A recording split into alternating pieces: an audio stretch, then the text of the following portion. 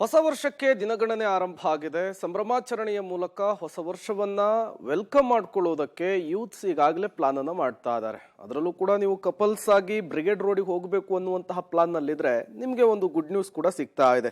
ಆ good news ಏನು ಅಂದ್ರೆ, ಹೊಸ ವರ್ಷದ ಸಂಭ್ರಮಾಚರಣೆಗೆ ಹೋಗುವಂತಹ ಜೋಡಿಗಳಿಗೆ ಬೆಂಗಳೂರು ಪೊಲೀಸರು ಸಿಹಿ ಸುದ್ದಿ ಕೊಡ್ಲಿಕ್ಕೆ ಪ್ಲಾನ್ ಅನ್ನು ಮಾಡಿಕೊಂಡಿದ್ದಾರೆ.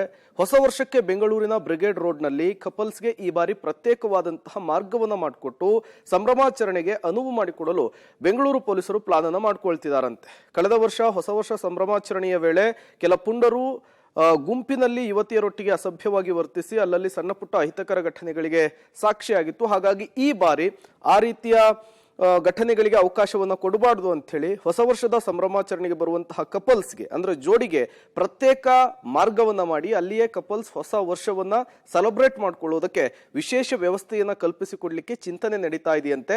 ಈ ಮೂಲಕ ಸಂಭ್ರಮಾಚರಣೆಯ ಹೆಸರಿನಲ್ಲಾಗುವಂತಹ ಪುಂಡರ ಪುಂಡಾಟಕ್ಕೆ ಬ್ರೇಕ್ ಅನ್ನ ಹಾಕಬಹುದು ಅನ್ನೋದು ಬೆಂಗಳೂರು ಪೊಲೀಸರ ಒಂದು ಅನಿಸಿಕೆ. ಈ ಹೊಸ ಪ್ರಯೋಗಕ್ಕೆ ಪೊಲೀಸರು ಕೂಡ ಹಾಗಾಗಿಯೇ ಮುಂದಾಗ್ತಾ ಇದ್ದಾರಂತೆ. ಪೊಲೀಸ್ ಮೂಲಗಳು ಪಬ್ಲಿಕ್ ಟಿವಿಗೆ ಈ ಕುರಿತಂತೆ ಮಾಹಿತಿಯನ್ನು ಕೊಟ್ಟಿರುವಂಥದ್ದು.